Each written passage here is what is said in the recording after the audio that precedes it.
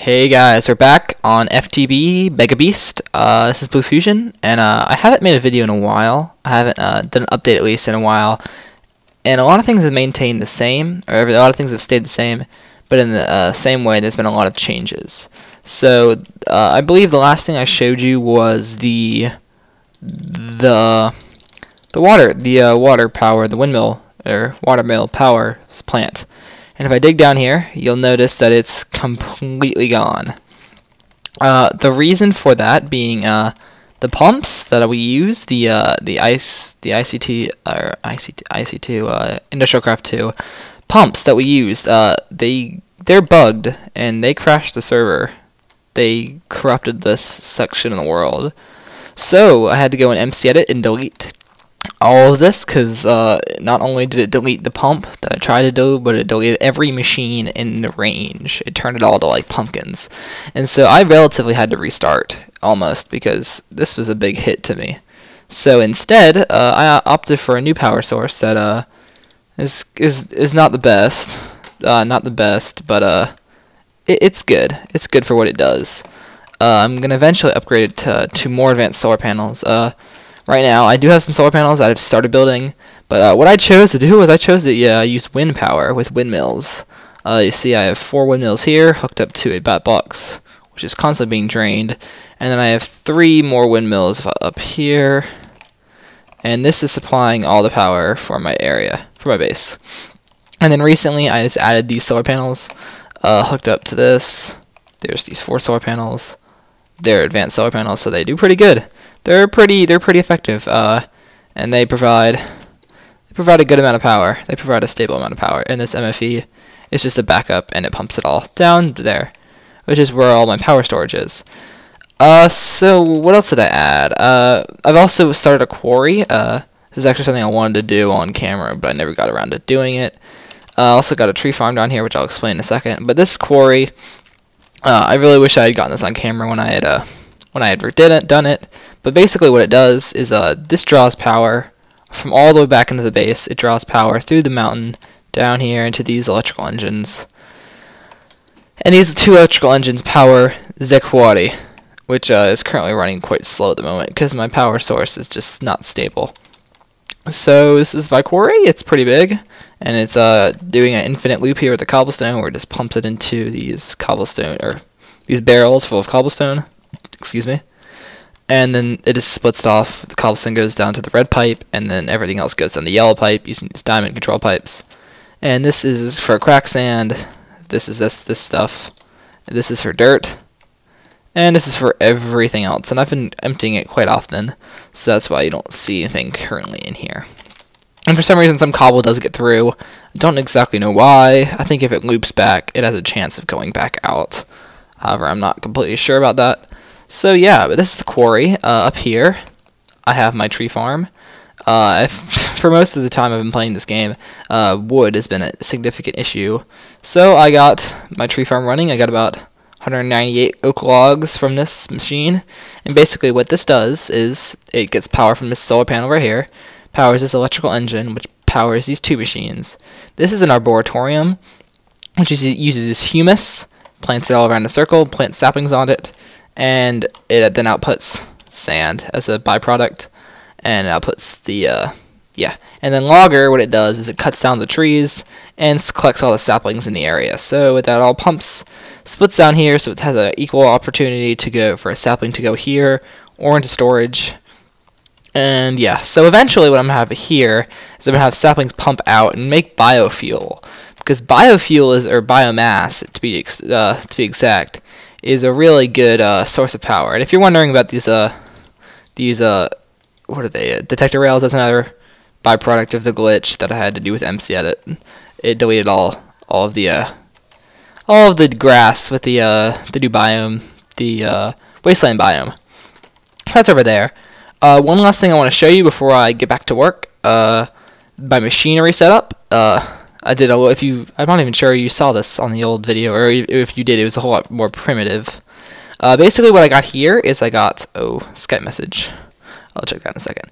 I got a macerator hooked up in the back. I got a compressor, extractor, electric furnace, industrial centrifuge, rolling machine, and thermonic fabricator. And these all have hoppers on them just to make things a bit easier. And eventually, they all pump. I forgot to say this. They all pump out and up. And that pumps into this diamond chest up here. And eventually what I'm going to have it do is I'm going to have it intercept all of the dust, like iron dust and copper dust that I make from the macerators, I should say, and have it pump into this electric furnace, so it kind of automates the entire process. But that's to be done. If I sort these items, this should help out. Yeah, so it's kind of an idea of what we got down here. If you saw my old the FTB episode 0, which I actually believe is the only episode I've actually put out since I've been pretty busy. I got it my same machines here, a bit more compact, that create the advanced alloys and the carbon plates. So that's all running off all of this stuff is running off of those power sources you saw earlier down there, down the road. So something I want to do is I want to upgrade my power source, as I said previously, to use BioFuel. But yeah, so I'm gonna get back to work. I'm gonna probably see what I can do with the BioFuel, and I'll get back to you in a second. See you guys later. Hey guys, we're back, and this is my carrot farm you haven't seen. It's nothing fancy. It's not automated like I want it to be, but it eventually will be. But this is not what I actually want to show you. What I want to show you is in here. I was preparing for the biogenerator stuff. If you can see, I have a biogenerator right here. Biogenerator, that's what I have, and that'll create EU from the biofuel. But I ran into the problem that I needed waterproof pipe, and the only way to get waterproof pipe is either with cactus or with honey or something. And I have a honey or a apiary over there, if you can see it, but it's not generating that much so far. I haven't really gotten that deep into the beekeeping thing. So what I got here is a little basic setup, and what it does is it automatically harvests the cactus. So when the cactus grows, the block can't have a block adjacent to the cactus, so it just knocks it off. And these obsidian pipes will absorb the block within a radius, and the radius is being increased by powering it with this redstone engine. It's not powering that much, but it'll increase the radius a little bit. And that's what it does, so it does it on both sides. Eventually this will be expanded, and what it does, it just sucks it in, dumps it down that pipe, and pumps it into here, and I already have 4 cactus waiting for me. This system doesn't follow us, and it's not going to produce that much cactus at the moment. This is beta testing, or this is like a idea, like a concept, like a proof of concept style thing. And I'll be working on this as a long-term project for like an automatic cactus farm. But I just wanted to update you on this because I need to get cactus for my biogenerators. So I'll be back when I have some more to show you. Bye.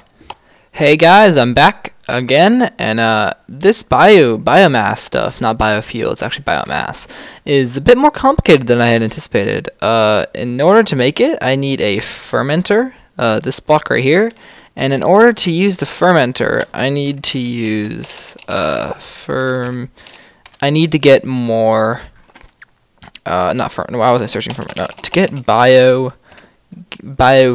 or biomass, I need to use this fermenter along with some water and a which one am I going to use? An oak sapling and fertilizer. And so this fertilizer is what I use to make the humus. But so I'm gonna make what I'm actually gonna do is I'm gonna make an automatic setup. Like if you've seen the ones I have right here, I'm gonna put a third one right here that you feed in dirt and apatite, and it makes you humus, or makes you you can customize it whether it makes humus or it just makes fertilizer. And so that's what I'm gonna do. Is gonna have it automatically hooked up. But in order to store the biomass, I was thinking of using tanks, like glass tanks, but then I thought against it, and I decided to go with this. What this is, this is pretty much every bit of iron I have. This is an iron tank, and it stores a ton of stuff, a ton of fuel. And I went with this because it'll be better long term.